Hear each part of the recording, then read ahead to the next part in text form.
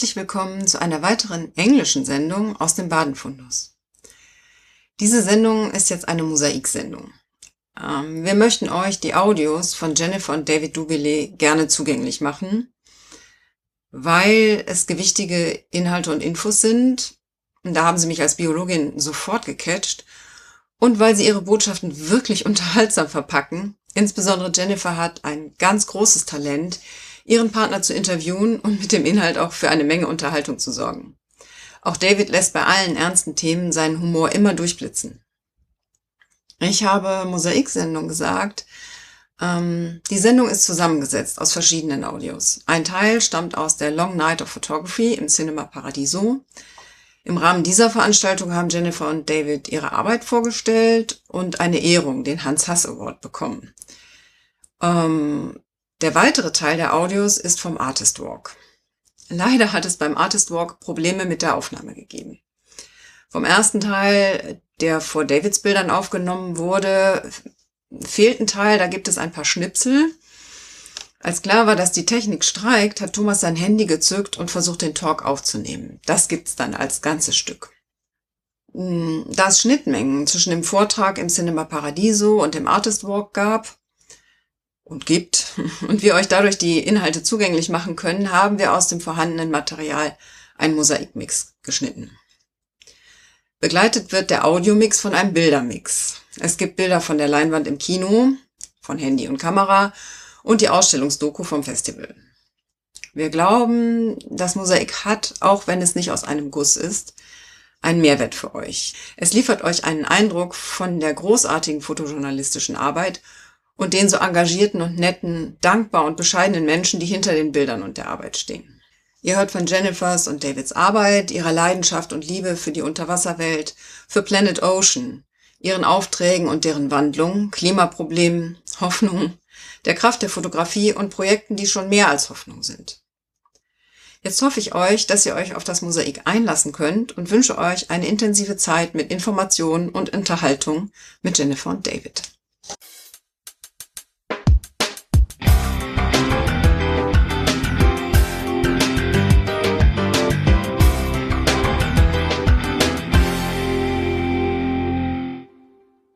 Is this on? Yeah. Good evening again. You might wondering that I'm pushy, but being pushy in this way, it has to do with legal issues. We're watching here tonight part of a movie which is not out yet. It's not even graded.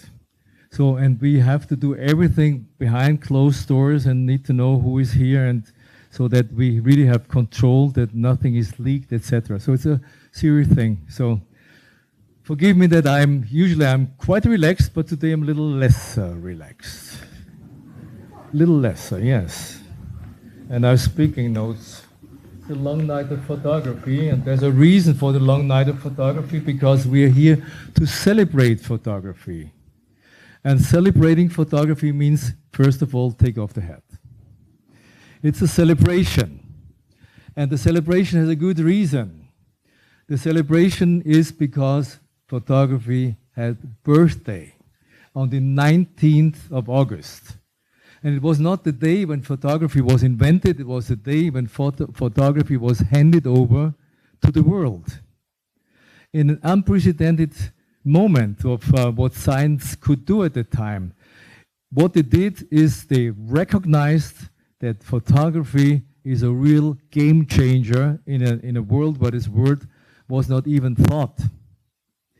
And they did hand over the photography in what we call today the public domain. They did not exist either.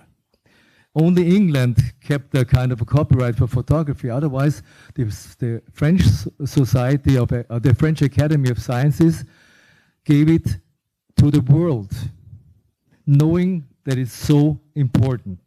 Because before, everything visual was what you see in the Louvre or in the Kunsthistorische Museum or in other collections. It was only about the nobles, nothing else.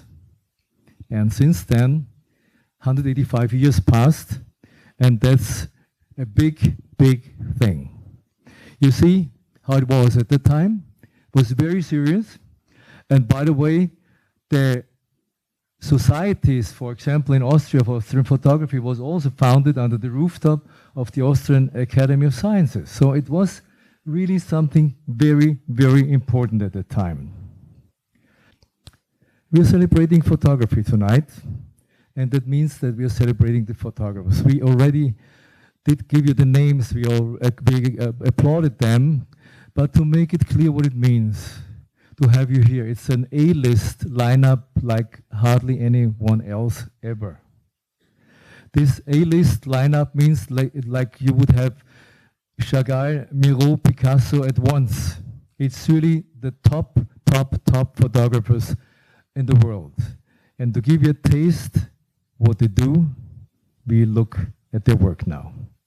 And in general terms, the warming of the oceans is disrupting countless food chains and networks. This has consequences not only for marine life, but also for fisheries and therefore also for human nutrition.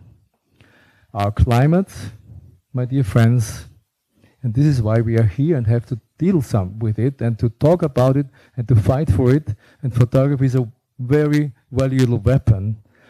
Our climate is breaking down, threatening water and food security, driving displacement and fueling political conflict. UN Secretary General coined a sentence in September last year during the General Assembly, the Fall Assembly, when he said, "Mankind has opened the gates to hell." That's not good news. That's not good news at all. And this is why this year's festival is dedicated to World Natural Heritage. But, and now I will quote our friend Cyril Drouet from a sister festival in France, and he wrote something almost poetic about it. I know it might be strange that we can put this situation in kind of poetic terms, poetic words. He wrote in his foreword for the catalog, "We all need an Eden on the horizon. Once upon a time, we had a rainbow in our heads. We had faith in the future, in progress, imagining utopia in our dreams. In the third millennium, the colors have faded to gray, a soulless, hopeless, darkening gray. Our minds have gone the colors of night. We need to rediscover celestial blues, autumn dawn oranges, budding spring greens, sunlight golds, passionate reds. Sparkling tones like those of photography to bring sparkle back to our imaginations and awaken our sense of wonder. Re-enchanting the world. That is the task for future years and for our festival. Otherwise, we'll leave our children a world in black and white." I'm not a messenger of doomsday. I'm an incredible optimistic man. But of course, the more I'm working with this type of photography, with the festival, the more and more it sinks in that we are in a difficult situation. And I would like to invite to the stage two people who maybe can deepen, in the word sense, our appreciation what we have on the globe and how much endangered it is. Please welcome to the stage David Doubilet and Jennifer Hayes, or in Austria we say the lady first, Jennifer Hayes and David Doubilet. They will tell us how it is to be in the oceans, in an environment most of us have no clue about it. And they are two really inspiring guests. And welcome to your underwater stage here. The underwater floor is yours. Welcome, Gacilly. David, okay? Yeah. You. Are you coming, David Doubilet? Coming. Are you here, David Doubilet? Test your microphone, David Doubilet. Yes, I'm here. And I would like to say this. Good evening, Baden. What a pleasure Hello, Austria. And thank you, Lois. Thank you, Sylvia. Thank you for the organizations of everyone who contributed to this festival. It is an honor, a privilege, and a dream to be here. It's a lot of wow. This is wow. I'm going to say, how do I say this? Hello, good people, or Guten Abend, Baden.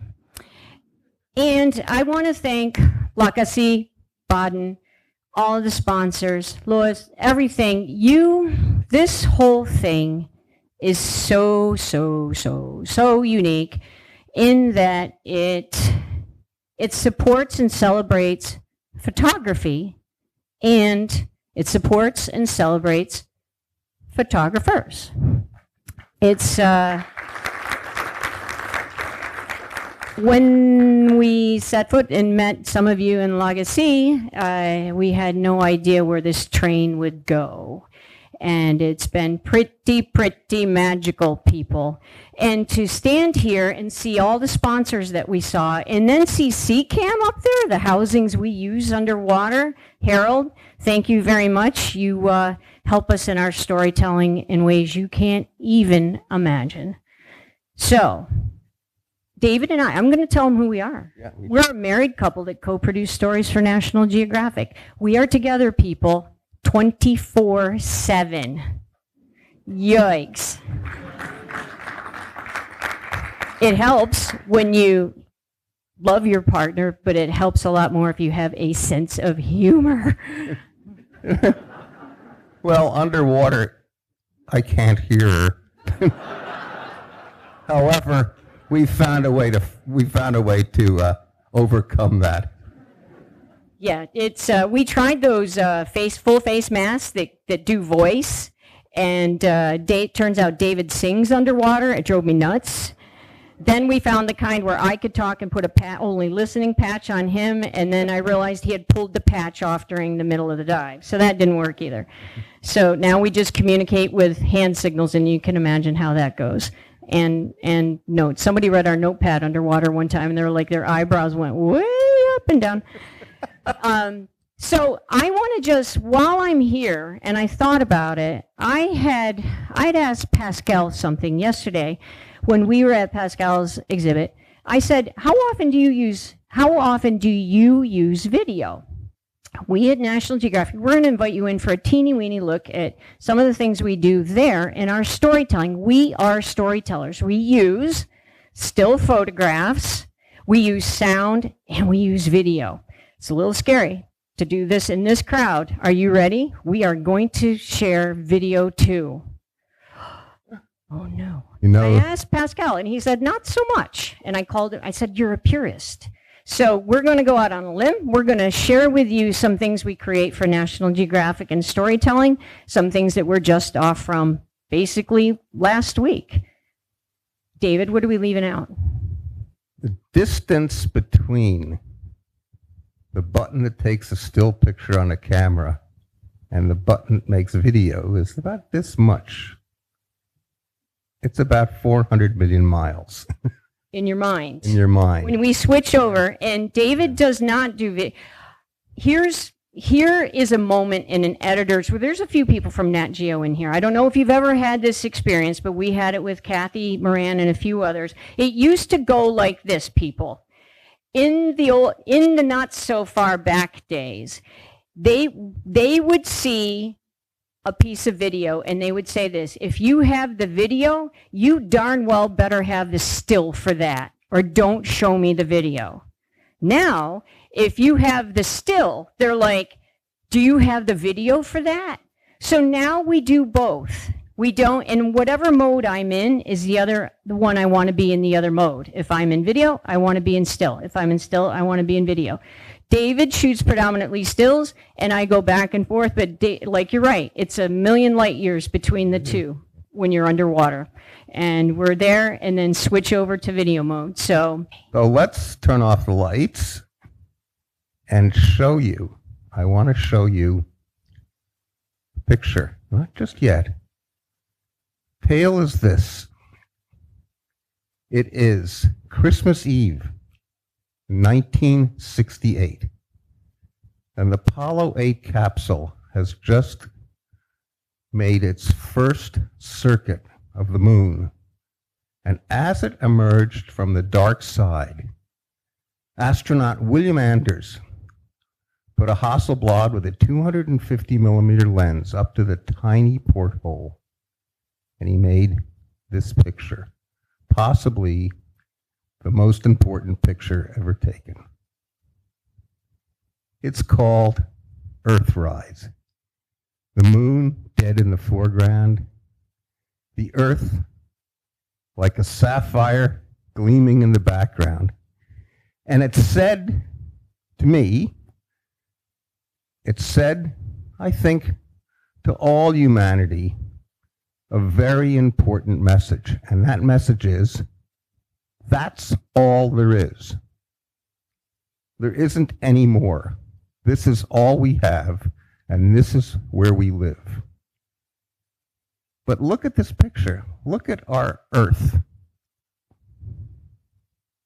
Arthur C. Clarke, the scientist, the futurist, the writer, said this wonderful thing in Ceylon, 1971, snorkeling off the coast of Ceylon and Barawella. It was before Ceylon became Sri Lanka. He said it's inconceivable that we call this planet Earth when it is clearly ocean. 70% of our planet, our home planet, is water. And this picture said that. It did something else too for all of us. We are photographers. Many of us are journalists. Many of us are photojournalists. But it said to the photojournalist community that people who are nature photographers, which was a category all by itself, were now photojournalists, telling the most important story of our lives and all of our lives, and that story is Earth itself. But we shoot underwater, and making a picture underwater is an absolute joy. But let me talk to you about one other thing about water. What is the largest, most important frontier on our planet? It's the surface of the sea, what divides us.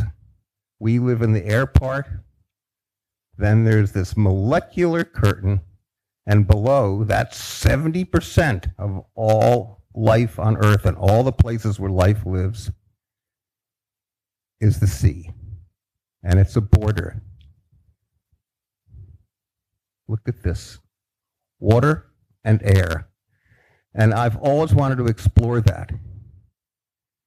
And I began to do this a long time ago, trying to produce a picture that's half in, half out. Here are some of these images. Look, let's populate this picture first. Ready? Here we go.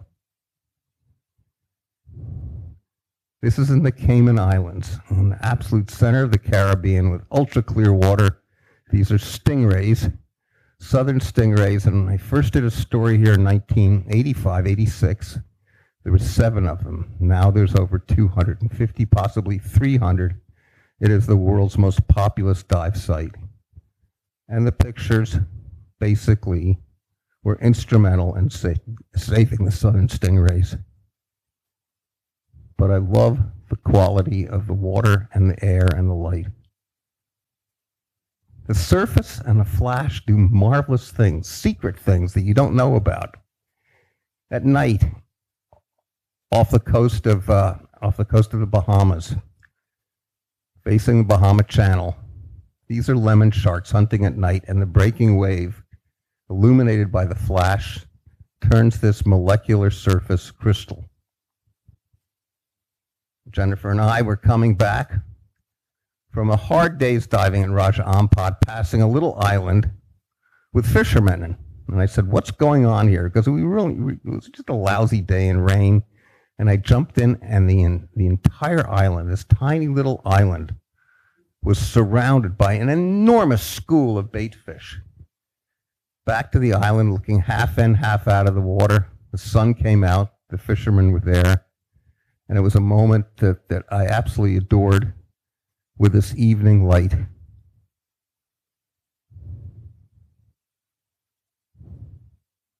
I dreamed about this picture. We were off Devon Island on the Antarctic Peninsula, and we found this bergy bit. A bergy bit is a mini iceberg. And on top of the bergy bit was gentoo penguins and chinstrap penguins.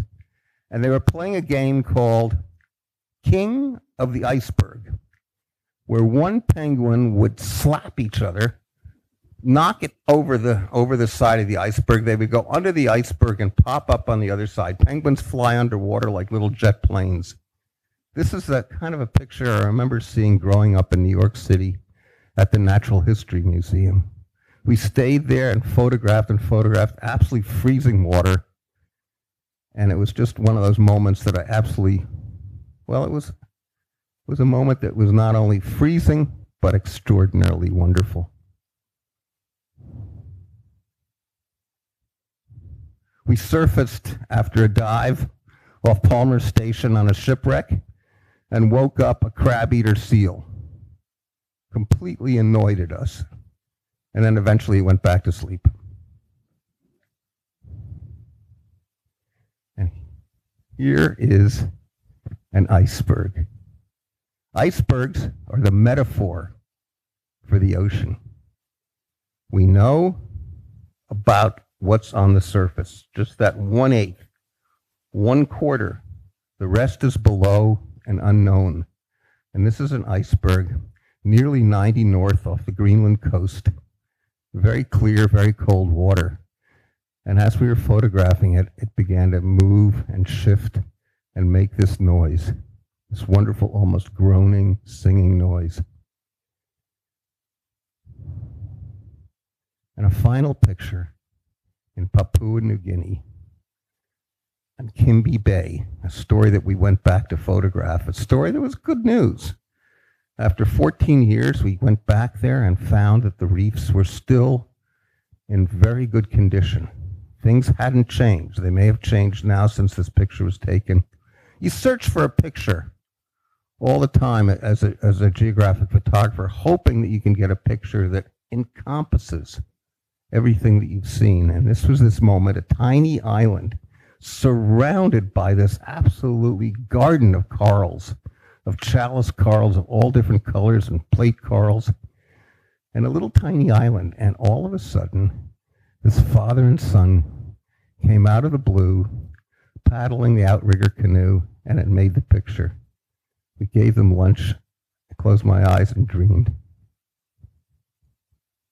So David, on every single assignment that we're on, this is his signature image.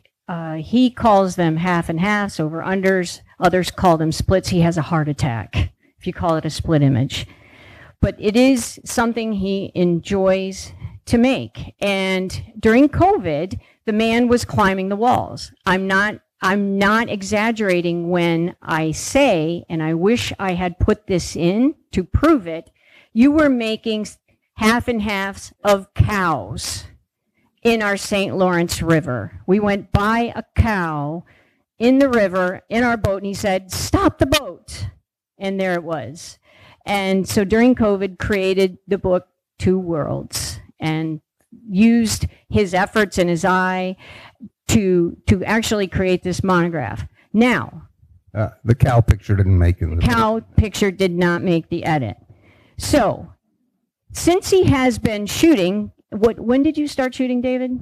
I started shooting, my first assignment, Jennifer says, was about dinosaurs for National Geographic, but real dinosaurs. Yeah, the extinction. No, I started making underwater pictures when I was 12 years old off the coast of New Jersey, and continued. We've been shooting for Geographic now since 1971. What does that mean? What does that really mean? How David has been in the sea over 5 decades. At first he was sheepish to say that. He's like, that just means I'm old. I don't want to say that. But what it means is he has this, he has an incredible archive that now we have both added to, and there's this incredible archive.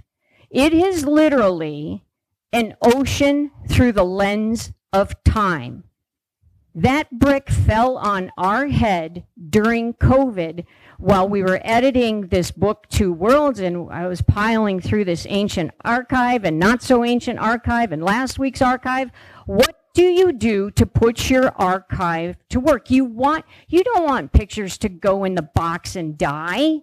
You go back and you look and you're like, oh my God, I forgot about this. Oh my God, I forgot about, what can you do? Well, we decided we would literally propose a grant to the National Geographic Society, Oceans Through the Lens of Time, and go back to reefs that we had been to previously. So let's just take a look at what we were able to do. We started with Guam. We visited Guam, Tumen Bay, in 2005. A very shallow reef leading up to hotels, and David likes to say that when you can stand there and hear people's ice clinking in their glass. It's that close to the tourism scene. So, in 2018 and 17 and 15, Guam underwent back-to-back-to-back coral bleaching. We called the coral scientists at NOAA. We called other coral scientists in all the departments around the world and said what reefs were hit hardest and where. That's where we want to go. And then we went back into our archive to see if we'd been there before, and we had. They sent us to Guam. They said, hey, you better go to Guam. So 2005, then what happens? Back to back to back. 2017. This is what coral bleaching looks like. Finally, a picture that packs a punch, because people all over it's hard to capture it. It's hard to, let alone explain it. It's hard to actually capture it. So then when we did these side by side and people ran them and they were published and used at the UN, we realized we are onto something powerful. Pictures have the power to convince.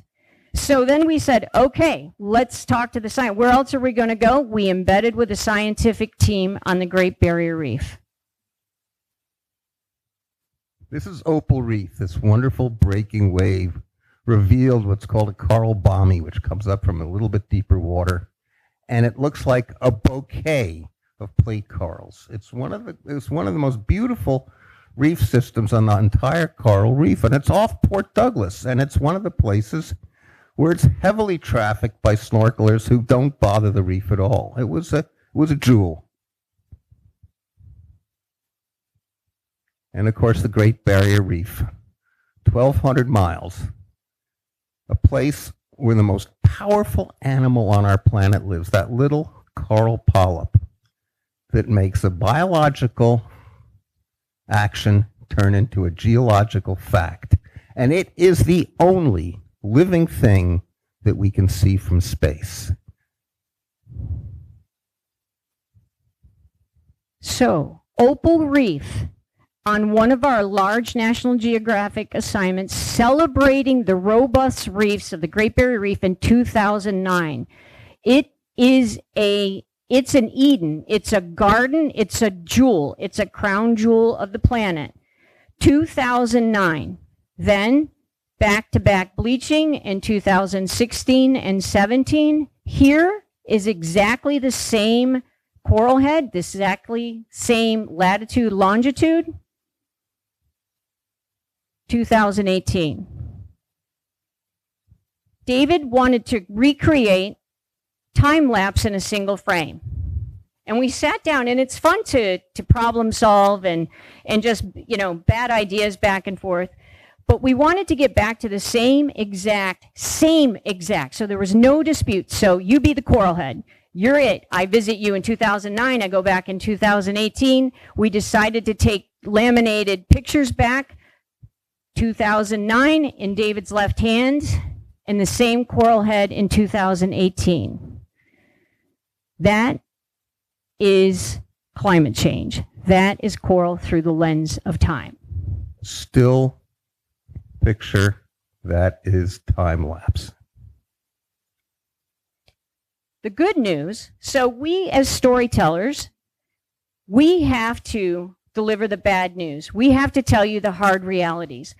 But there's often a silver lining. And even in the Great Barrier Reef, where there was incredible loss on the reef during these back-to-back sequential bleachings, and they are still occurring, by the way, there are pockets of survivor reef. Scientists want to call them super reefs, but they are super corals. But they backed away from that and said they are literally just survivor corals. It might be their genetics, it might be they're hybridized, it might be they were close to a deeper pocket that was cooler, a deeper pocket of water that was cooler. For some reason, they survived. We embedded with a team of scientists that their goal was literally to use these small patches of survivor reef, this is more reef, and when they spawn, and all the corals spawn on the same night, it is an underwater orgy, to gather that eggs and sperm and take it and actually implant it like IVF on the damaged reef. There was a catch, though. The night the coral was supposed to spawn, this survivor coral, you ready for this? It was the hottest night on record in Australia, in the Cairns area. Our scientists said, I'll be damned if I know this is going to spawn or not. We went out, we waited, and it spawned. It went off. This is David's favorite place to be in the sea, when the coral reef is spawning. This is life. This is hope. This is survivor coral sending eggs and sperm to the surface, which then the scientist, Dr. Peter Harrison, is going to capture. He's going to grow it in a sea pen for 1 week, and then he's going to literally farm it back out on the damaged reef. But these evenings on the Great Barrier Reef are indescribable. You've tried to describe them, David. I've seen you come up weeping from these. So this study with Dr. Peter Harrison was more or less a pilot study. It is now, what is the amazing thing about this and seeding coral on the degraded reef, it can now be scaled up to incredible, incredible areas because they are using technology and larval bots, basically farming and sowing coral seed underneath the sea. And he has now teamed with a coalition of scientists. We stay in touch. And we keep telling the story of coral through the lens of time, so we'll go back. Our images are embedded with geotags for long, so when David and I are eaten by a shark, someone else can take over this project and they can follow this. They can follow the story, the resilience, and the resistance of this coral and see where it takes us. But our goal now is to geotag and then hand this project off. We take next generation out with us and hopefully continue. When I was 12 years old, my father took me to the Caribbean. I saw my first coral reef. Here I am at 14. You can see it's a long time ago because I'm doing something now that you can't do, wearing white socks with fins. And of course I had my R.G. Lewis photomarine with a Leica 1 inside of it. You couldn't focus it and you couldn't change the f-stop. So you had to decide what the f-stop was and what you were going to shoot before you actually went underwater and hope everything worked out. The Caribbean was a garden then. This is elkhorn coral, great brown fingers of it, covered the Caribbean, and beneath them were schools of fish like rivers running back and forth. And most of the Caribbean is gone. That is gone from now. The elkhorn corals, they're mostly gone. The fish, mostly gone, except for one place off the southern coast of Cuba, a place called the Gardens of the Queens that survived because It was an incredible piece of luck, a combination of geopolitics and geography. The geopolitics kept the Americans away, the geography kept the hurricanes away, and Fidel Castro, who was a diver, said this must be protected, and it is. So this is the Gardens of the Queens. Look at this place. Forests of Elkhorn coral, a setting sun, reefs that have sharks, almost peaceable kingdoms, where the groupers will lay down with the sharks, but the groupers won't get much sleep.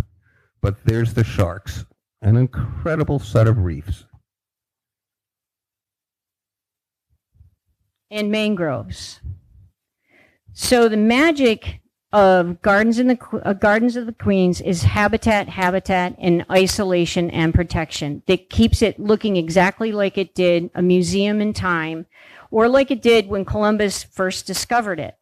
So when we work there, we're on seagrass flats, we're on coral drop-offs, we are in mangroves, and here we're working in mangroves because the silver sides have moved in. Those are the silvery fish there, and when they come in the summertime, it's a little bit like magic. It's like birds in the trees, so you move into the mangroves to work there, and I see this jellyfish. I look up and I say, okay, I'm going to wait. My goal is to wait until those silver sides fill that jellyfish, and then I'm waiting for that particular, I see the picture in my mind, and I'm waiting, and I'm kind of down on my knees looking up, and then I hear this and feel the flashes going on behind me. It's a sequence of strobes going off faster than normal, a high-pitched noise, and it's like bum, bum, bum, bum, bum, bum. And I realize that's David sending me a signal, because he does it again, and he does it again. We have a process underwater, whether we're working with sharks or we're working with something that can potentially catch you by surprise.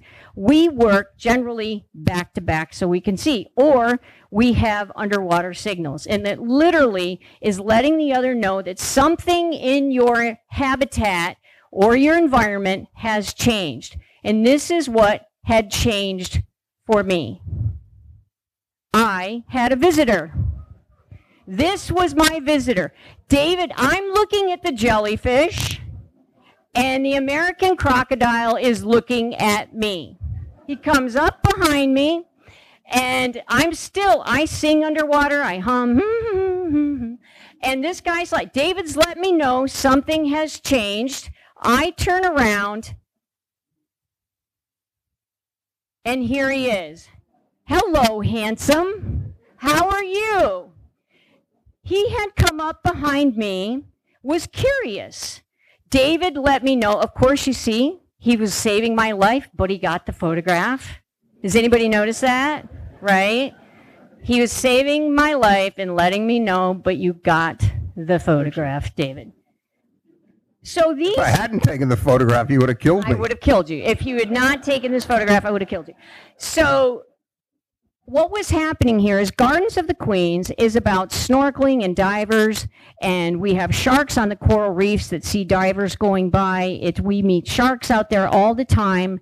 And in the mangroves, these are another predator. They are a second apex predator that are a symbol of how well and how healthy that system is, that it can handle two apex predators, sharks and crocodiles.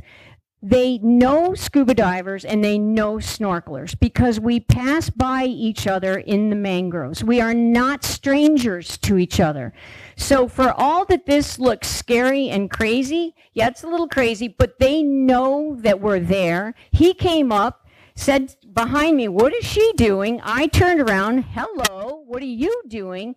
This guy stayed about 15 seconds. He got really bored, turned around, and went back down the mangrove. But just in case anybody is curious about what I saw, this was my perspective.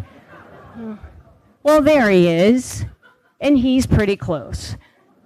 So, when we meet these, are we terrified? No, we are glad to see them. But bear in mind, the truth of the matter is, and I don't know, but I suspect this is so, that topside photographers go through this too. The minute you have a viewfinder separating you and whatever you're shooting like this, you're invincible, but you're not. So you still have to pay attention. But when you fit that viewfinder up to your mind or to your eye, your mind says, get the photograph. That's where your mind is. At this point, with this species, David and I were not in danger. If this had been a Nile crocodile, where we work in Botswana beneath the water or beneath the surface there, David wouldn't have gotten off one stroke. You wouldn't have gotten off a single flash before I would have been toast. Or had it been a salty off Australia, I would have been toast. So it's know your audience. And in Cuba, if you go, you will meet these wonderful engineers of the mangroves that work the mangroves and keep the channels open and the water flow, and also increase the productivity. But we're going to try and Svengali you. As photographers, many of us know how magical Cuba is on the top side. It's a magical place, and it turns out it's equally magical beneath the surface. It's incredible. Since we're talking about our blue planet, which should be called Planet Ocean, I thought we'd take some time to talk about, we talked about the shark populations are doing very well in Cuba, in other places around the planet, and in general, sharks are not doing so hot.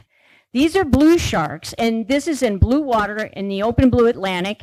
It's actually, these are off the U.S. coast in Rhode Island, David. We went out from Rhode Island to see these in Makos.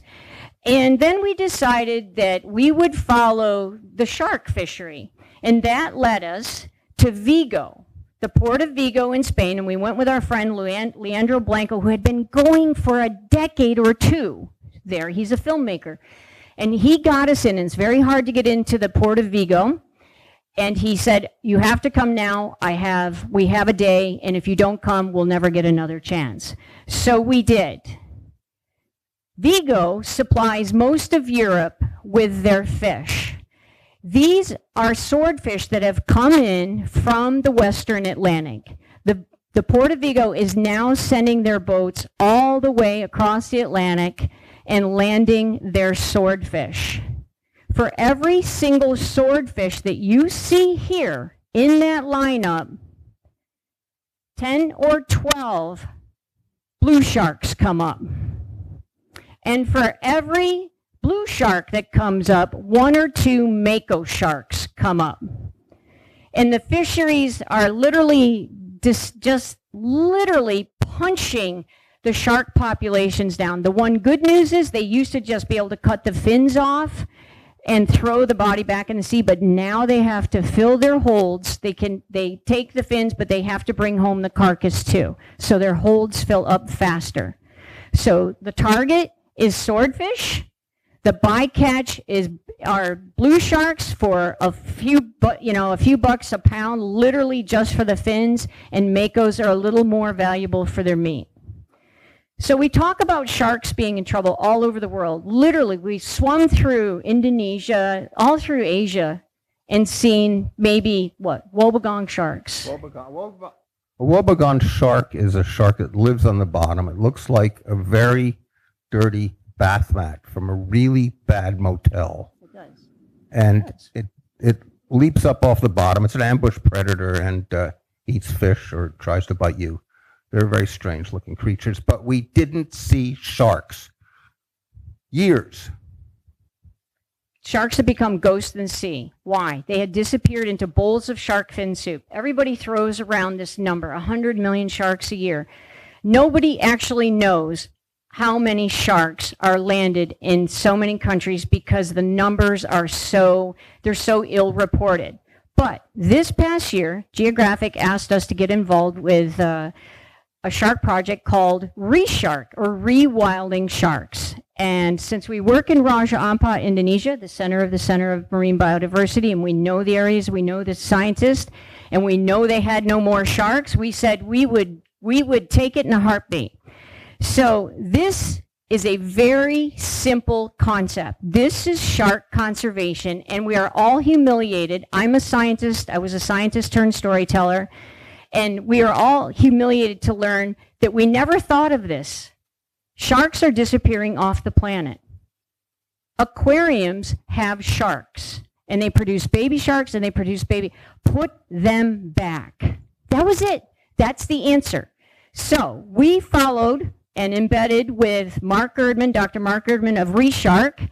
There were 44 aquariums, 75 countries, and they're starting with zebra sharks in aquariums. This is the shed aquarium. We went to the shed to see the adult sharks. They're going to produce the eggs. This is This is Bubbles. This is a female named Bubbles at the Shed Aquarium in Chicago. Let us take you in to the process. This is Bubbles again on the bottom. David and I are in there with her. That's Seymour behind her. Seymour is a male, and he desperately wants to have sex with Bubbles. Bubbles does not want to have sex. Why? She already has an egg. See the black tendrils on her vent? She's looking to deposit her eggs, so she keeps rubbing against this coral. She says no to that coral, and then she lays her eggs on this coral. The aquarists take the eggs out of the big tanks. They take them upstairs, and they grow them. Here's a baby shark in the egg. And it grows and grows and grows. The eggs are flown to Indonesia, boated, taken by boat to Cree Island, Max Ammer's shark nursery, where they hatch. Here's a newborn. Isn't he cute? Then as they grow, they change, they morph into different they just get larger in different patterns. And then when they are taken from the sea pen, when they can eat and they're large enough and their health index says they can be released, they are released.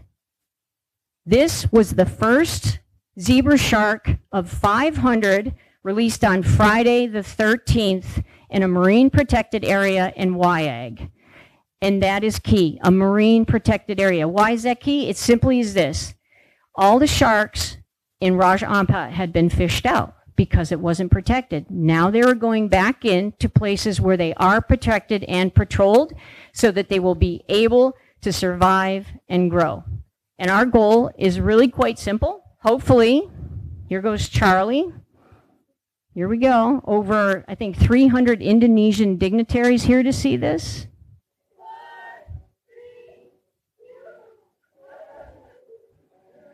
Yep, there he goes. Shark number one.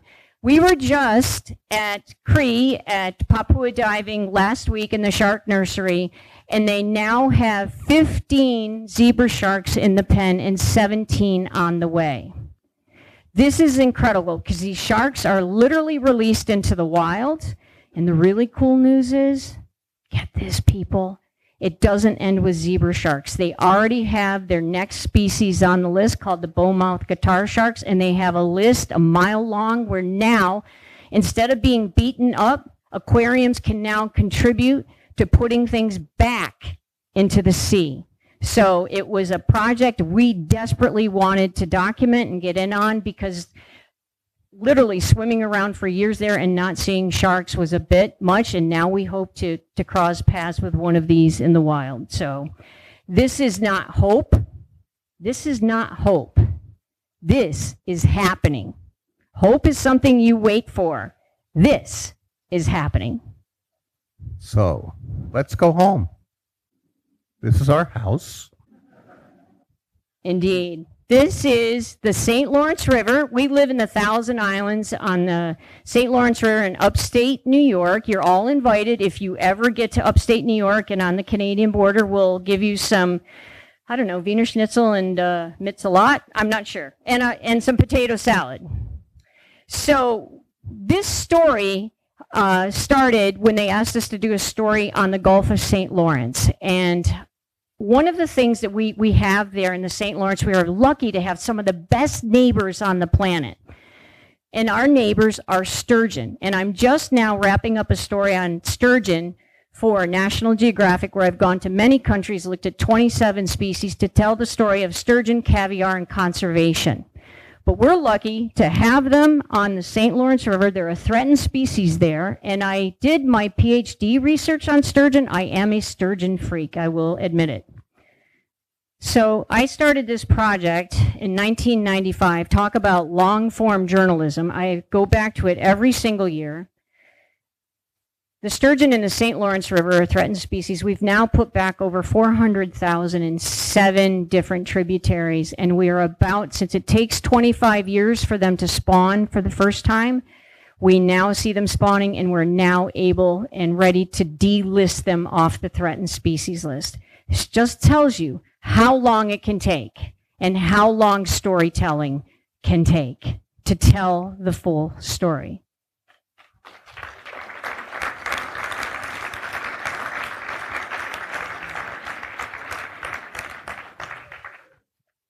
It's midwinter in the middle of the Gulf of St. Lawrence, near the Magdalen Islands and the open sea. And on the open sea ice, arguably the most beautiful animal in the world is born, and that is the harp seal in its perfect white coat. This is a harp seal, and this is a harp seal nursery. The mothers will draw themselves up under the ice and give birth.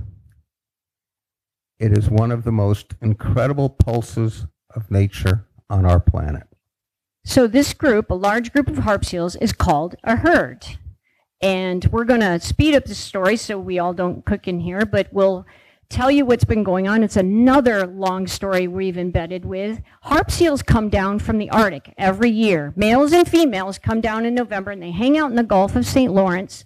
It's south of Montreal and it's west of Newfoundland. So they're in the Gulf because the ice forms there, and it's solid. For centuries and centuries and centuries, ice has formed 150 miles in every single direction, shore to shore.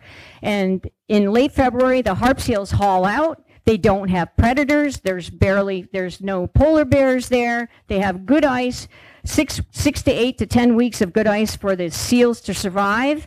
Harp seals require ice. They absolutely require ice to give birth on. Otherwise, the seals perish. They are ice obligates. As you can see, this story might be where it's heading. You can see where it's heading simply because as temperatures rise, ice conditions might decline. But first, let me take you into the harp seal nursery. So we go by boat or we go by helicopter. We look for the herd. We're at the edge of the herd and we've landed. There's a pup with its umbilical, about 3 days old.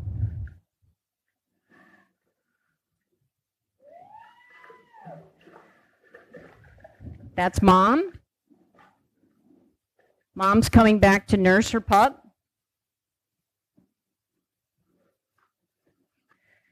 Mom's going to nurse her pup several times a day. She's going to come and go from the ice floes. And then when she disappears, she goes down here to chat with her girlfriends. Listen.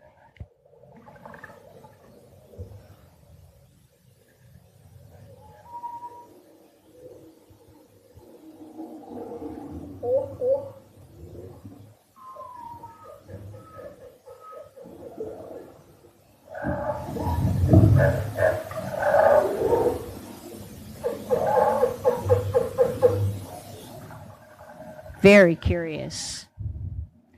So David and I, as a part of the National Geographic story on the Gulf of St. Lawrence, it was instigated because there was going to be an oil strike there called Old Harry.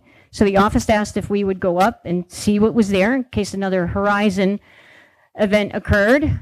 So part of this was the harp seals. It was called walleyes to whales, basically, and everything in between. The ice forms in January, normally, historically, and the wind is relentless, and these harp seals need to get out of the wind. So they'll use anything at all to do, something the size of a tennis ball, a shoe, or this ice pyramid. So while mom's away, This pup waits, and mom will come back, and then we'll nurse, and the pup is going to gain about 5 to 6 pounds a day. So we worked above and below. Each day, we had about a week working. Here's me with my harp seal and my C-cam, and we're both in very good shape. We're not that cold.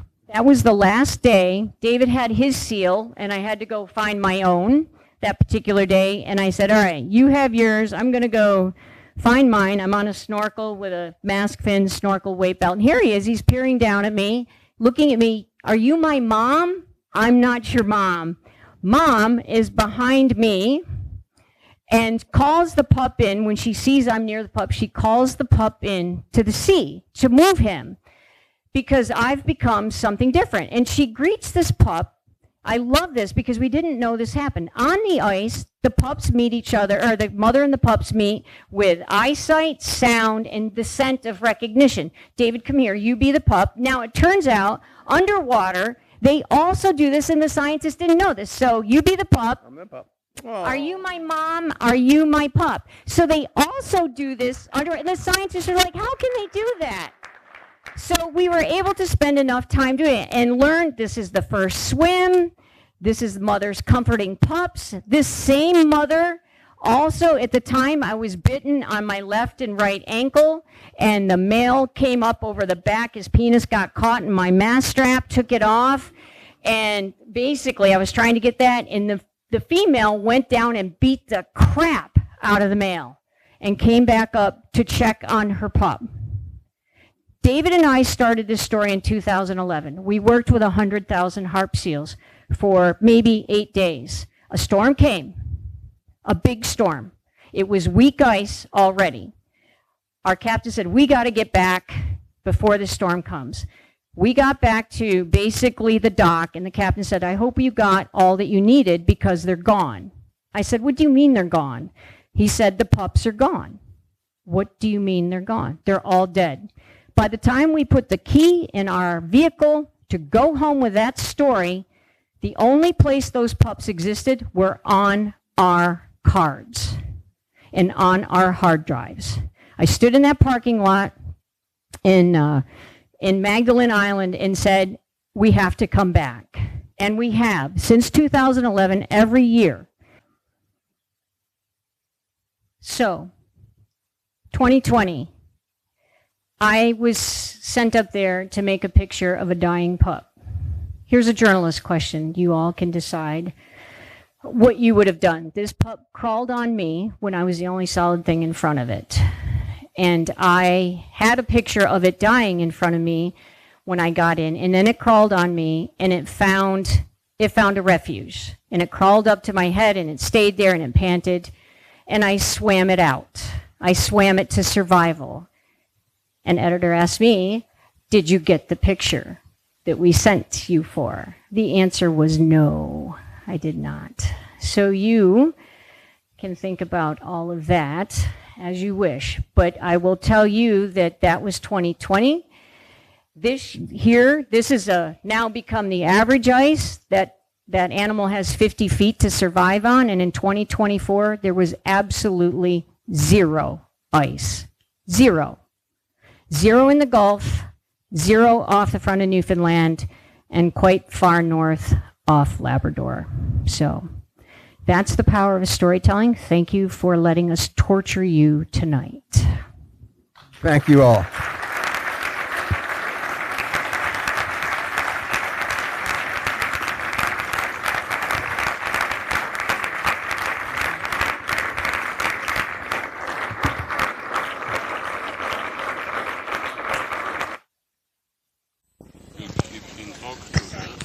No, wait. Jennifer? They send you to Pennsylvania. Jennifer? They send you to Michigan.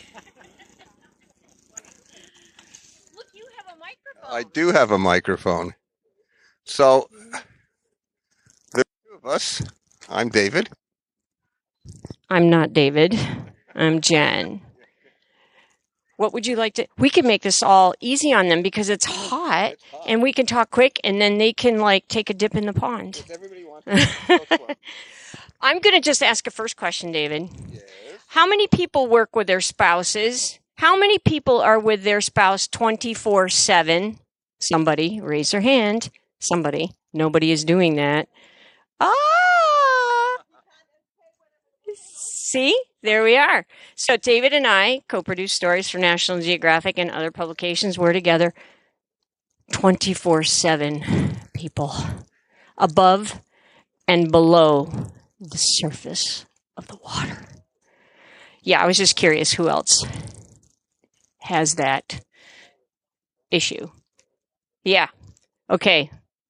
You want to take it away, baby cakes? I will take it away. So because I'm this part of the underwater exhibition is on land, and Jennifer's part of the underwater exhibition is on the water. I'll take the land part first. And you look at our planet, and it's all blue. It's 70% water. It contains the largest and most important border on all of the planet. And you know what that is? That border is the surface, the difference between the air world and the water world. We know about the air world, that's where we live.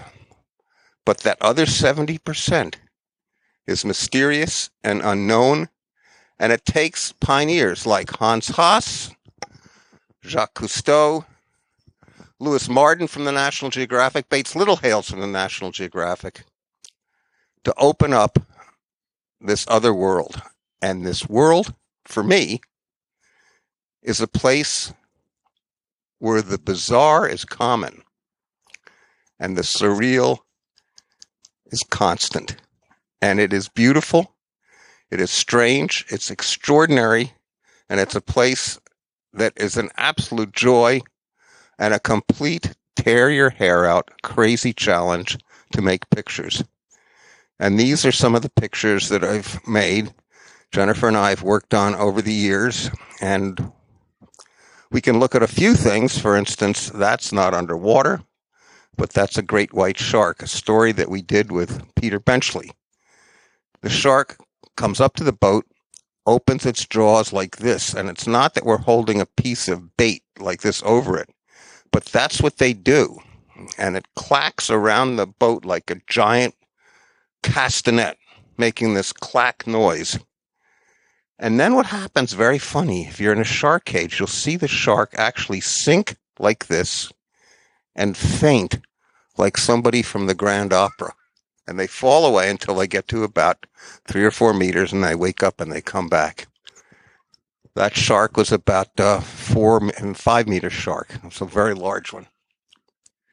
There's other pictures here that are kind of interesting in this exhibition. For instance, this second one. Those are garden eels. Garden eels. This is one of the surreal creatures of the sea.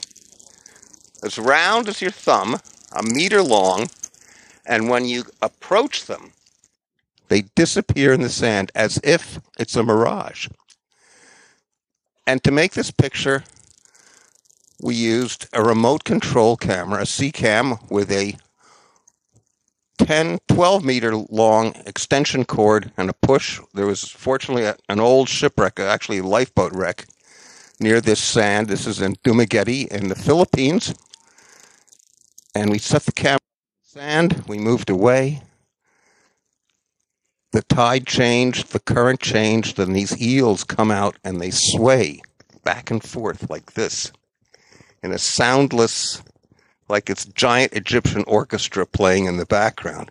They go back and forth like this. And as we were doing this cornet fish, silver one, swam through, chasing a little wrasse. This first picture is a picture of the Gardens of the Queens, a place off the southern coast of Cuba that is what the Caribbean looked like 50 years ago. It is completely preserved by a moment of geopolitics and geography, not touched by hurricanes and not invaded by Americans, because it was preserved by Fidel Castro and incredibly wonderful Cuban scientists. How's that? Yay. We're back on. I don't have to yell. Maybe I should. Anyway, that picture, a little bit 3 down is 4 down, rather. I will go stand at it, but I'll probably trip over the rose bush. Here. I feel like I'm too far away from the. Gotta come back. That was a good idea. I'll point. You talk. Okay, Jennifer's gonna point. It is Botswana. That's the Okavango Delta, and we went underwater. But underwater we went, and it was an extraordinary adventure for us. And it made a series of pictures again with that wonderful surreal quality. It was like a garden full of hippos and crocodiles. And looking up, that is a man from the Bai tribe pushing his Makoro through the lily pads, and silhouetted against the lily pads, or against the surface sun. Look at the shadow; it looks like a sculpture. I have a question for you. You have a sniffle. I have a question for you. So, David Doubilet, in this surround of pictures, or over there, do you have a favorite? Is it here? Is it not here? Is it missing? My favorite is over there. It's a circle of barracuda, and it's a picture made in 1986. And here's what happened. Just a quick story. I was in a place called New Ireland, and this is in Papua New Guinea, near New Britain Island. Beautiful little reef. I swam alone into a school of chevron barracuda. And these barracudas do a wonderful thing. They form a perfect circle as a defensive program that they do. And I looked up in this perfect circle and I said, my God, this is the nightmare of all photographers. You're in the picture that you want to take. So I swam back to the boat. I got the captain of the boat, a woman named Dinah Halstead. We swam back. The barracudas were still there. We swam side by side into the circle of barracuda, and they began to circle again. And I dove to the bottom, which was about 15 meters below, crossed my fingers, rolled on my back, looked up, and with a fisheye lens, saw this perfect circle of barracuda. And they went once, twice. Dinah held out her hand like a ballerina, and that was that decisive moment in the sea. And this kind of represents the ocean because it says O for ocean. It says almost like a clock for time. Do we have another question? Another picture? There's a picture of a crocodile in Cuba. Oh, good. And proceeded in 3 days to slaughter every one of them. So the harbor turned crimson under gray Japanese fall skies. And those pictures didn't get out. They were dangerous pictures because they really told a story. And they documented something that has not happened again.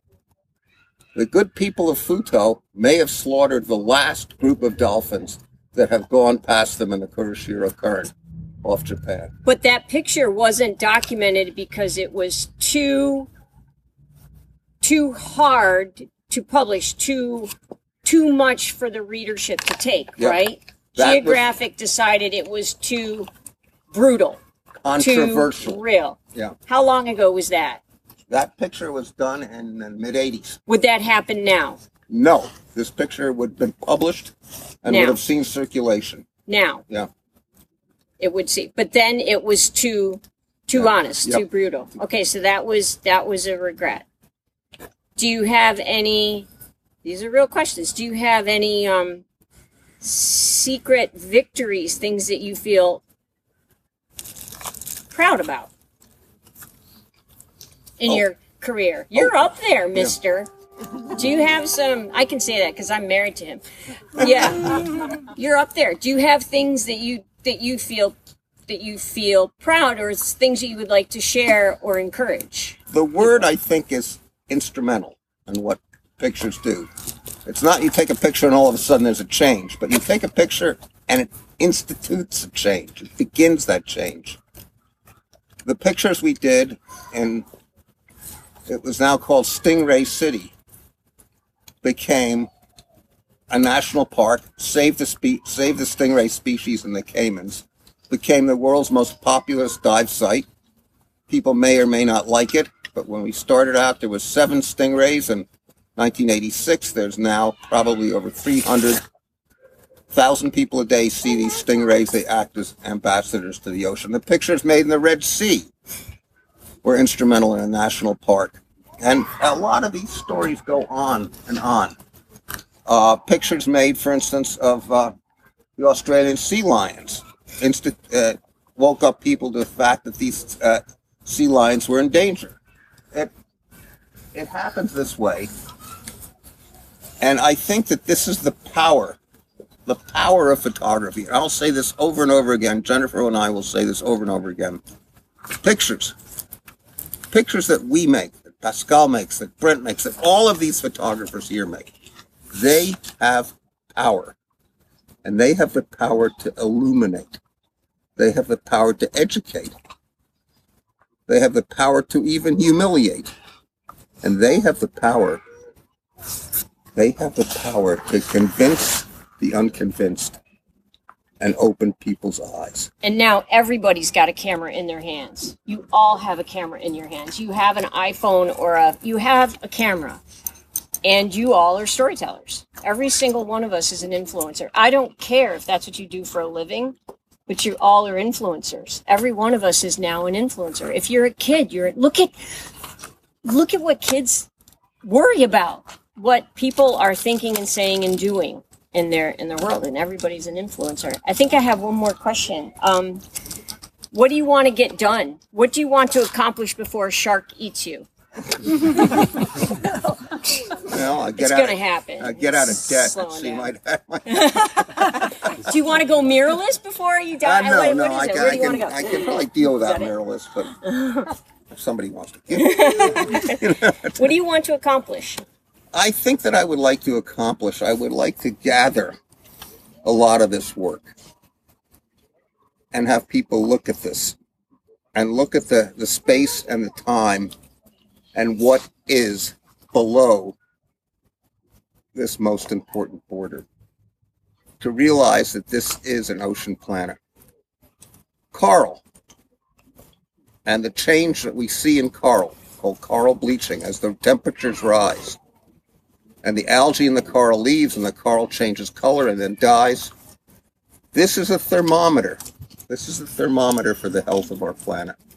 And Jennifer and I can go back and look through the archives and produce something that is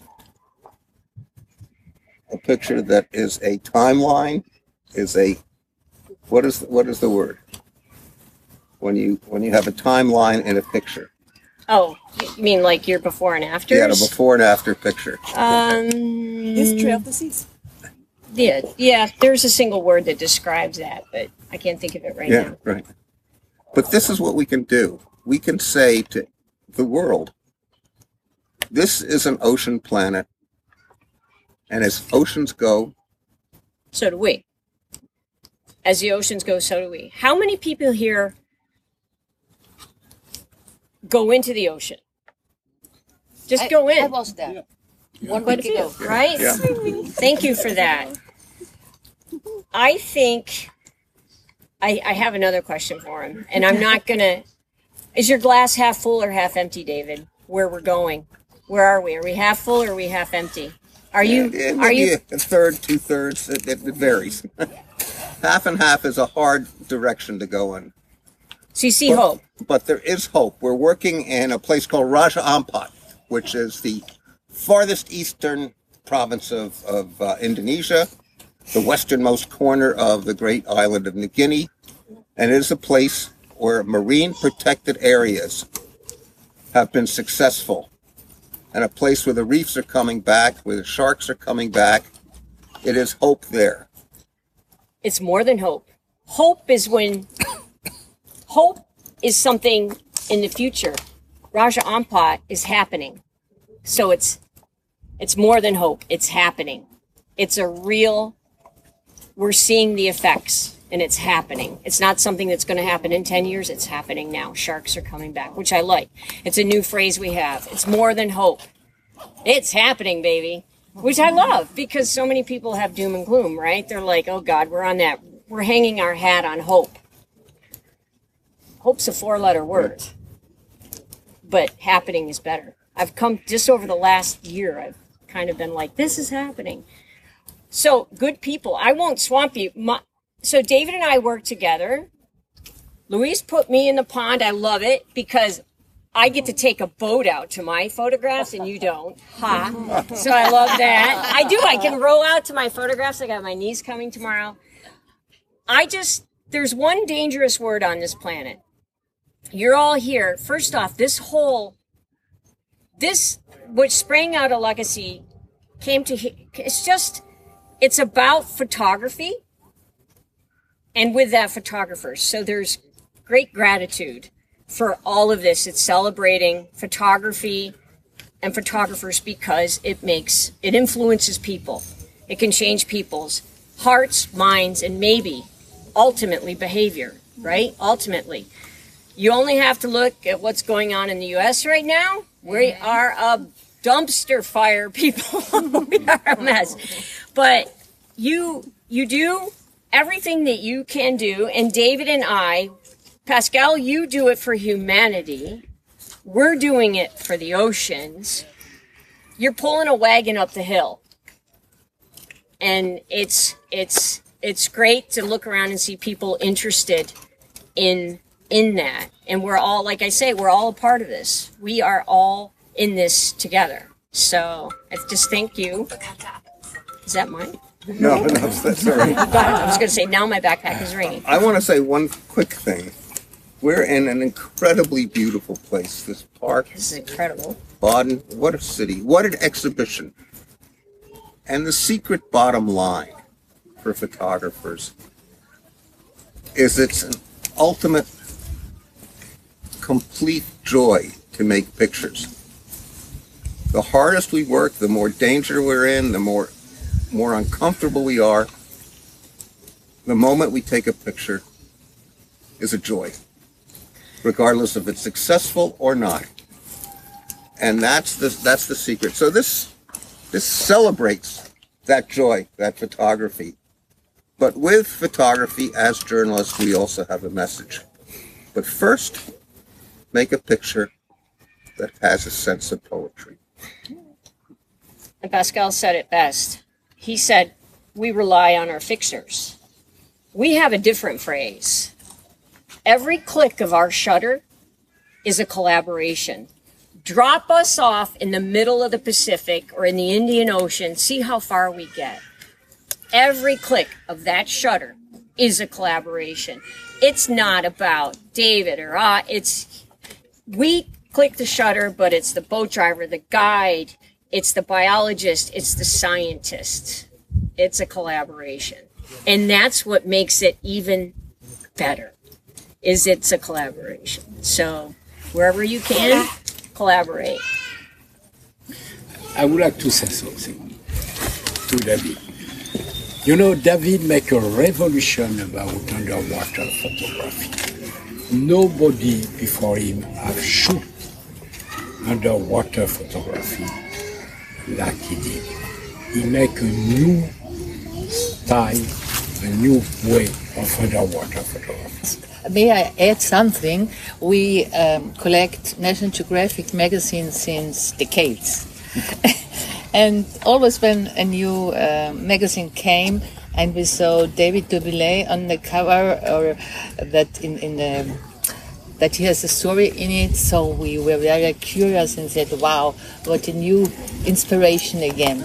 So we were We waited always for your stories. Oh, Okay, let's keep his head tiny. no. And in a box. Be careful. No, what I like is when people who are not emerging now, but established photographers, it's hard to make a living at this now and to start now in this, but they come up to him and say, you influenced me, you inspired me.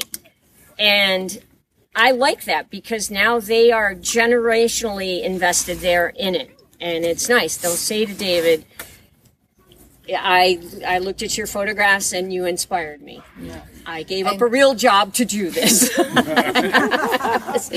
I really remember this photo of the barracudas. That's really iconic.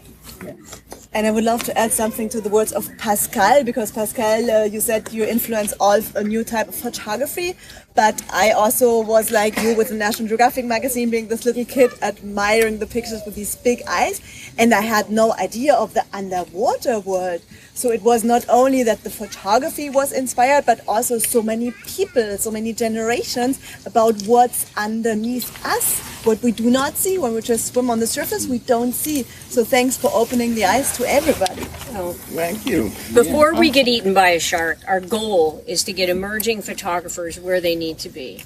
So we're looking for next generation.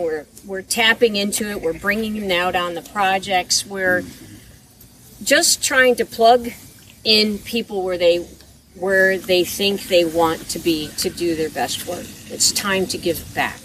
It's time to get people where they have to be. So, yes, everybody, you are welcome to stalk us with questions. And number 2, if you knew people that we're working on books, places, we're out there. If you know of anybody that just wants to come on location while we're there and get on our boat and let us torture them, let us know. We are we're doing that now. We're telling people where we're working. If it's an intense project, we tell them maybe wait a week or 2 until we're done swearing at each other. And then after that, we're like, if we're working on a less intense project, we have people meeting us in Raja Ampat. We are trying to get back to Cuba and trying to, number 1, inspire, but number 2, fill in the knowledge gaps where we can so they can take it further.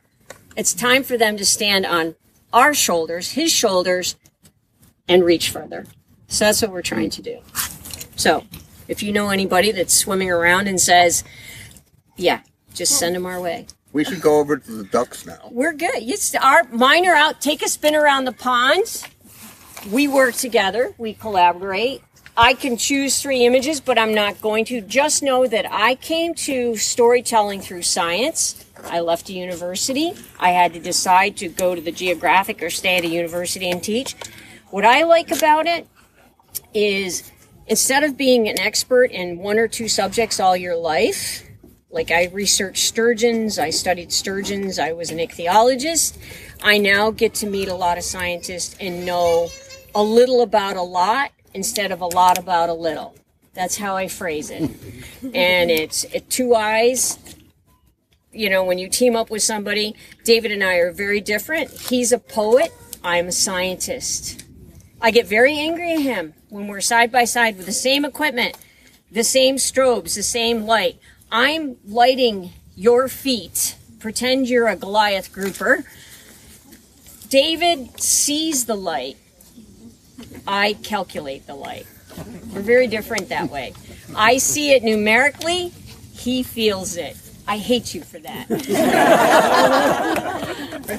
I hate you for that. But Jennifer, the photo of the elephant is very poetic. From Botswana, from the Okavango Delta. And it really is, it's a miracle.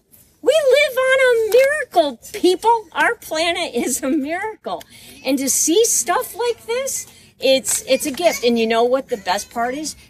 I still get to go back to the university and drag a student out and catch them on fire. And it's a miracle. We live on a miracle. It's incredible. But you all know that because you're here. You could be anywhere and you're right here. So good. Let's all have a drink someplace. Yes. So thank you for being interested in photography and inspire other people towards it. Now, Jennifer, David. I want to interview you. You can. You get 2 questions. Let's hear it. Shall we go to the boats? Yes, let's go to the. We'll stand here, but we don't want people fainting. It's funny how they spell things in German. Where's that? Do you guys have any questions? I do feel lucky to get the pond because I have ducks. David Doubilet, what are your questions? There is a picture here. Hi. Who are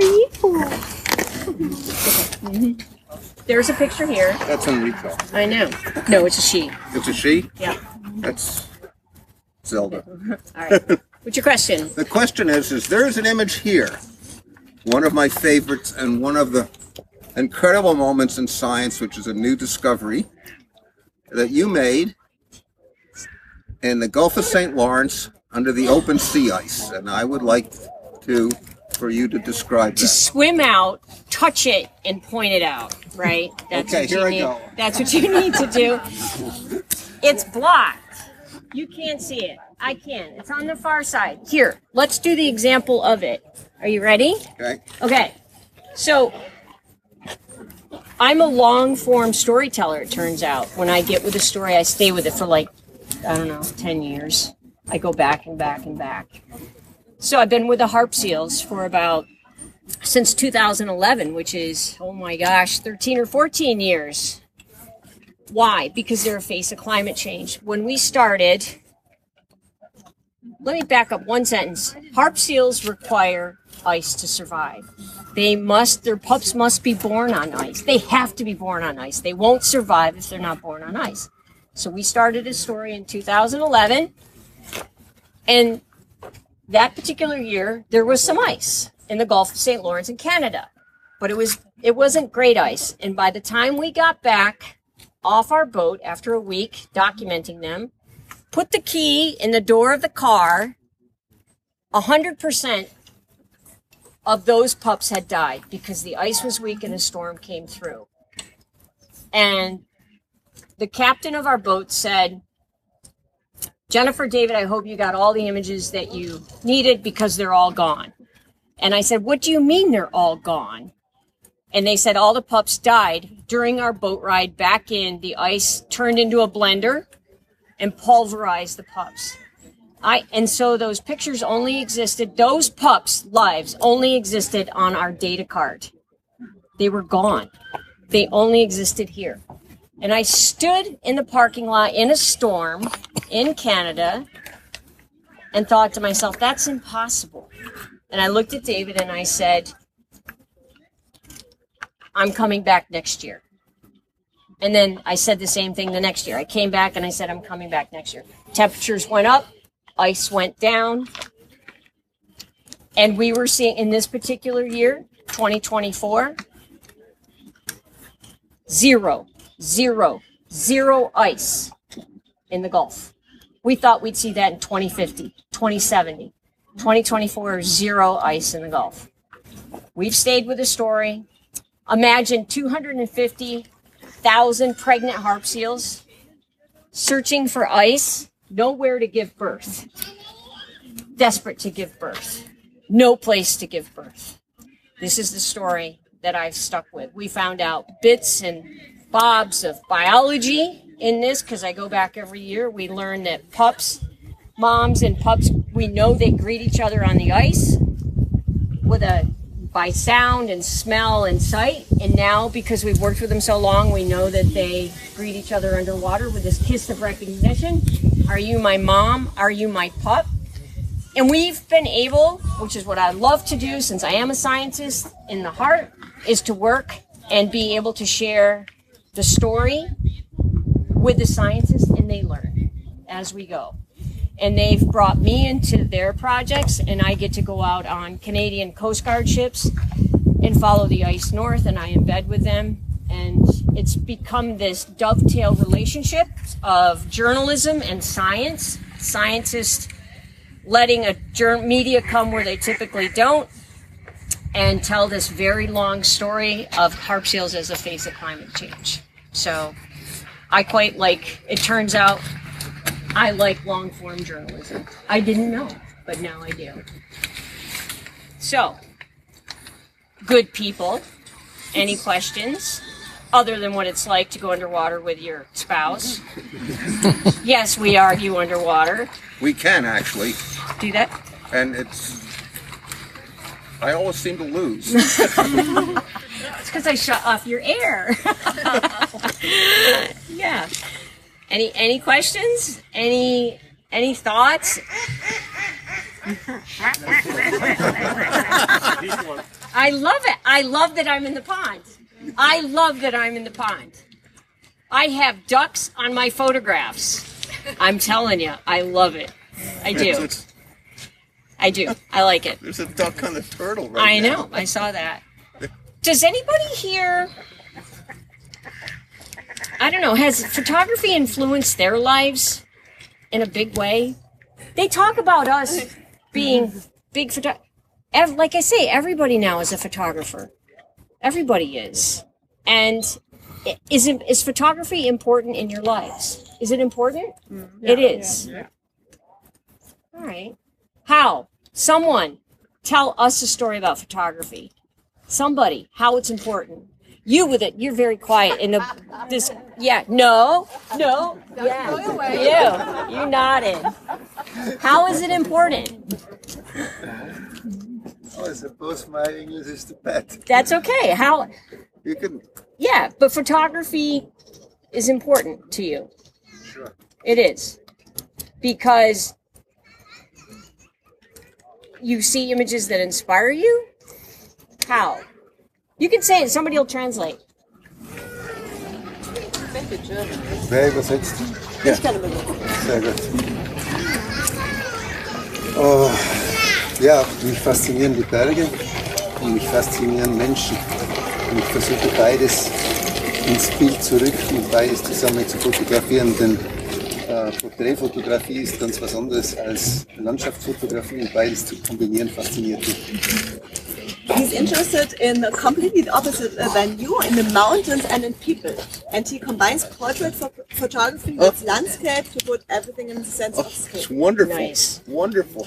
The best interview I've ever watched, which was when National Geographic celebrated David's career, they sat him down in what they call the photographer's seminar, which is every January.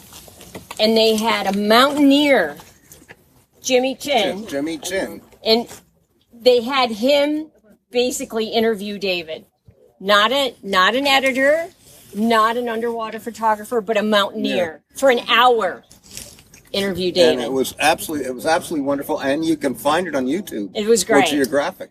It was good to see a mountaineer interviewing you. Yeah. It was good. Because Jimmy Chin knew that you would not really like to even walk the length of a parking lot, let alone climb a mountain. Mountains are very scary. The mountains are high. Very funny. So that was great. That was great.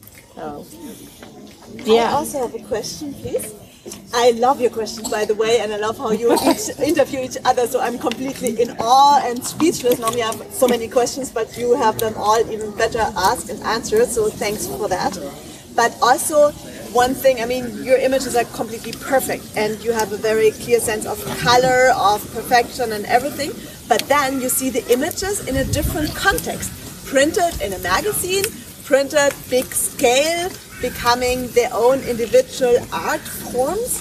So how is it for you to see your images? First of all, the quality of the print, since we all have the people from CEDE here as well, so it's also important how to print the images, but also how they are displayed. How is that for you both to see this? First off, you said something, I think I heard you say, the images look perfect. Okay, do you know how many agonizing deletions we go through in an edit? Like, oh, that's my thumb. Oh, the lens cap was on. Oh my God, that's out of focus. What was I thinking? How many times did you already divorce over Yeah, oh yeah. No, and our editor's like, I love this, and you're like, no, that's awful. We always get this question. Well, you take 400,232 pictures and you publish 14. Right. And I say, and they say, what do you think about that? And I said, 400,213 pictures. Every one of them is perfect. Yeah, exactly. Sparkling gem. Gem. And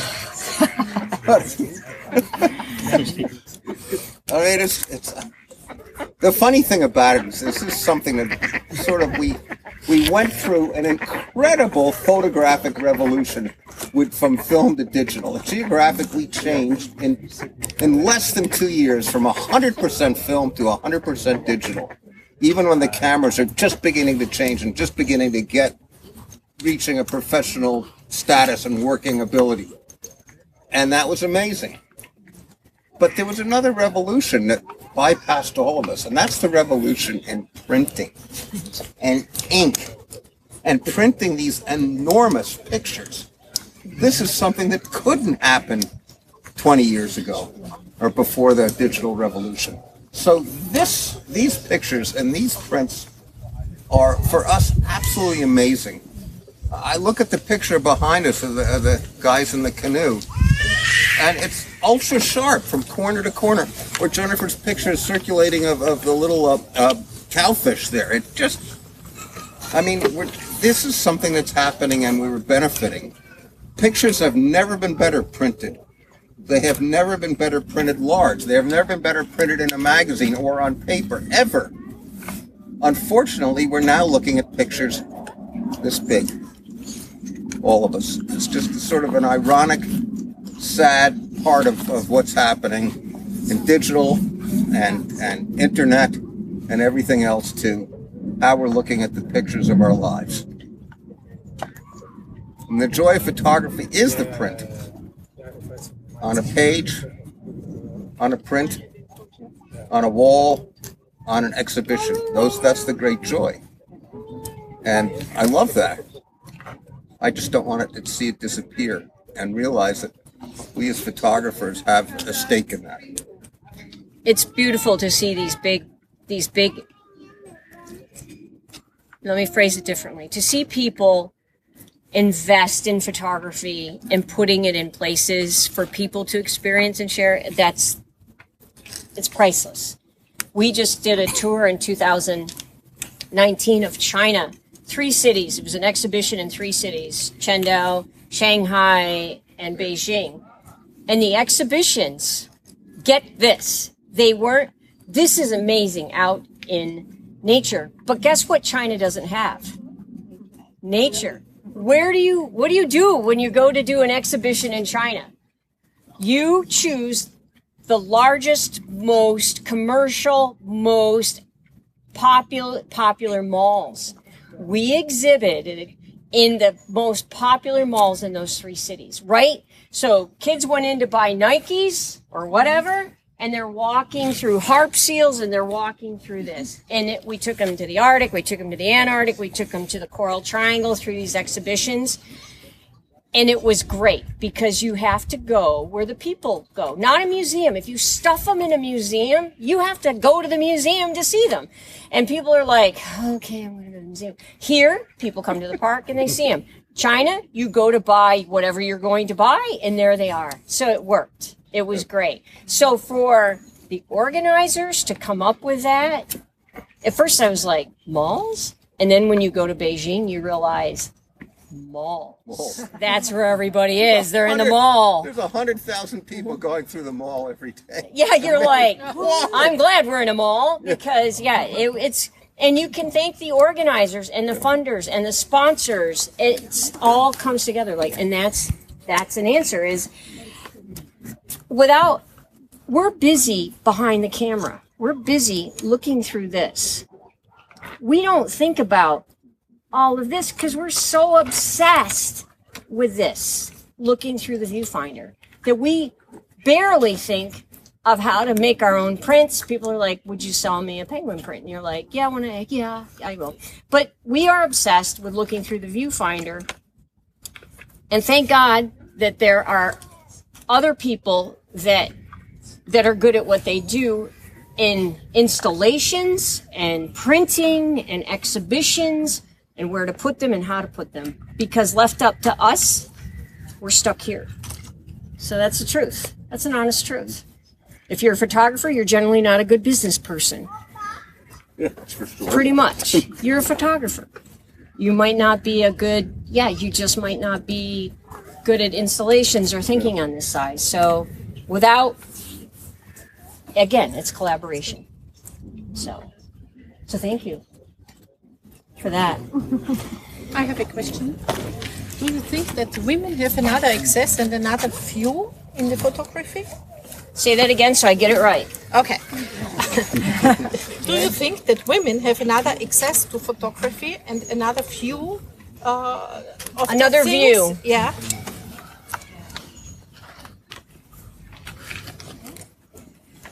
Okay. Let's be honest. You're gonna hate this. You're gonna hate this. I'm gonna out you so bad right now. So, and it's not just the National Geographic, but worldwide, there's Women's Month. There's Women's Week. Geographic, we celebrate women's photography. We do women's only productions. We do women's only stories because they're trying to promote women photographers. You get you just bit your lip. I did. Yeah, I did. Because he sees it as if women are, it's a compliment actually. It's not a detriment. It's a compliment. He's like, women are every bit as accomplished and have exactly the same talent. There's no undermining the talent of a female, your gender. If you have a vagina, do you shoot better or worse? It doesn't matter. You can get as excited or inspired or passionate. I think that's your theory, is that there are amazing women photographers. But I have a different opinion than you. Some of the doors are closed. Not closed, they're harder to get to. And I had that extra filter of science for women. I was kept off a project once because men were going to pee on the boat, off the boat. So they were like, we don't want women on the boat because we're going to urinate off the side of the boat. And I was like, I don't care. But there are filters. And I do appreciate these women issue or women, here's a women's photography issues, because it gets us out there on projects. And it's, to me, I like any access I like it. I like the access. Do we need the extra shiny light? I'm not sure. You don't really, you think we're doing all right anyway. Well, I think this way. There's a question I always ask, and here's the question. Was Margaret Bourke-White, you know who Margaret Bourke-White was, the famous photographer, was she the first woman photographer for Fortune magazine? And the answer was, she was the first photographer for Fortune magazine.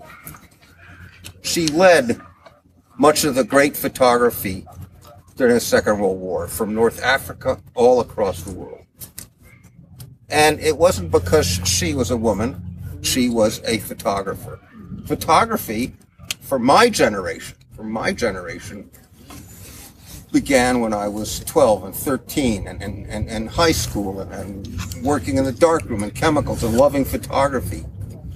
And out of a group of 10, or even my class at university, only a few were women, because there was no interest, or why can't we do it, or I don't want to do it, or I'm not interested, or there's other things that I'm more interested in, whether it's bioscience or anything else. But now, when you want to look at a picture, it doesn't have a male or female imprint on it. It has, whether it's a good picture or a picture that doesn't reach out and be intimate. And that's the difference. At Geographic, there's always been women photography and photographers, and they've always done an incredible job. There just hasn't been that many of them. And when it came time to recruit, or came time to people walking in the door, most of the photographers were men. Because Then. Now there's a now shift. it's completely Now there's a shifting. shift. And even in science, there's a shift. In marine biology, in fisheries, in these places, all through science, there's a shift. To me, it's a welcome shift. I go out on the ships that you don't go out on, and the women are marine biologists or fisheries. I love it. And they love what they're doing. I love it. When I started out, I was a freak because I wanted to be a fisheries biologist. My parents were like, are you going to make any money? And it's not very ladylike. And I said, I'm not very ladylike, so it's a good fit. But it wasn't encouraged. But at Geographic now, I love to see the halls are filled with a lot of, you don't even notice it now, but you did. You did. My first work at Geographic was with a scientist named Dr. Eugenia Clark. She was a Japanese-American marine biologist in a world that was 99% male and 1% female as marine biologists and people working in the ocean. And she was an absolute pioneer in shark biology. She produced, 400 papers in her lifetime. She taught at the University of Maryland. She was my last graduate professor. I was her last graduate student. And it was a gift. When we started working together, doing stories for Geographic in 1971, maybe 8 to 10% of first-year marine biology students are women. Now it's 60 to 70%. That's the sea change we're seeing, and it is that. So, yes and no, it's important, but is there a woman's viewpoint? Is there a woman's? It's everybody's singular viewpoint in photography, and that's what it's all about. Is there sensitivity? I don't think there's a feminine sensitivity. I think it's whoever you are. It's personal sensitivity. It's personal. You can see things. Each person sees things. So he and I are 180 degrees apart. You see things poetically. I see them differently. Reality or raw, or we're very different. I love that. The editors love that we're so different. Because we don't have this, we're cheerleaders for each other, but at the same time, if one of us doesn't like something, we say it out loud. We're like, that's the worst picture I've ever seen. The harshest critic. And likewise. And I like it because it's real. So, is everybody fainted and dehydrated? Last positive message for all of us, because you inspired us so much. 3 things you can tell us to take away how we can all protect the ocean. Protect the ocean? You can protect the entire planet. Even better, right? But the ocean, 70% of it. So apathy is the enemy, right? Apathy. Doing nothing is the worst thing you can do. Absolutely. What's the worst thing? Nothing. Just saying nothing, seeing nothing, doing nothing is the worst enemy for anything you are trying to promote or protect. So the littlest thing, because the littlest thing amplified over many people is a big thing. Seen that, and we're seeing that. In our country, we would tell you to vote. Please, God, get out and vote. Please, God. So we look at it in 3 ways. We have our local community, we have a regional community, and we have a global community. And we try to pitch in on every level. Local, we do not live in a blue bubble, people.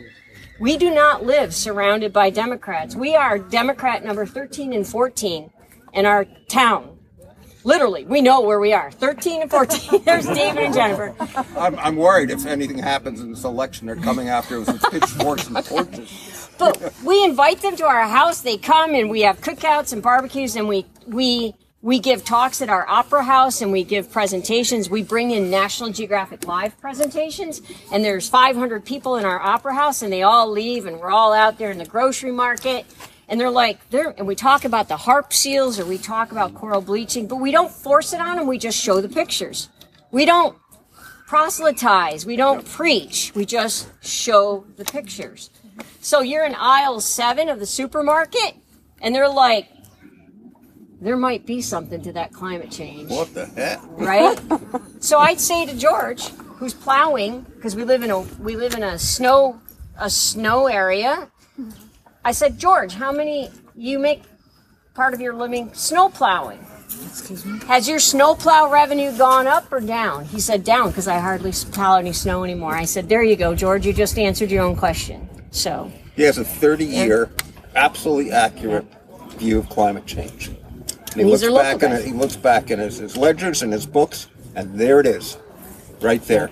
As sure as the coral shaves, as sure as the harp seals and everything else. So that's what counts. Apathy and the ability to talk to people and say, communicate this gently. is what happens. You can't sell it, ocean. but you can show it. If you sell it, somebody's walking away. But if you can just show it They may gently, listen. they may listen. So that's it. Has anybody fainted? Nobody's fainted. We lost anybody? So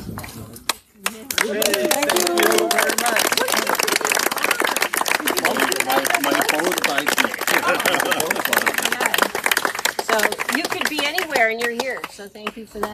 Nach der Fülle von Informationen, Audio- und Bildinformationen, wollen wir die Sendung schließen mit dem Hans Hass Award, mit dem Hinweis auf die Pioniere Hans und Lotte Hass, und deren Tochter Dr. Meta Raunig-Hass hat die Awards an David und Jennifer verliehen.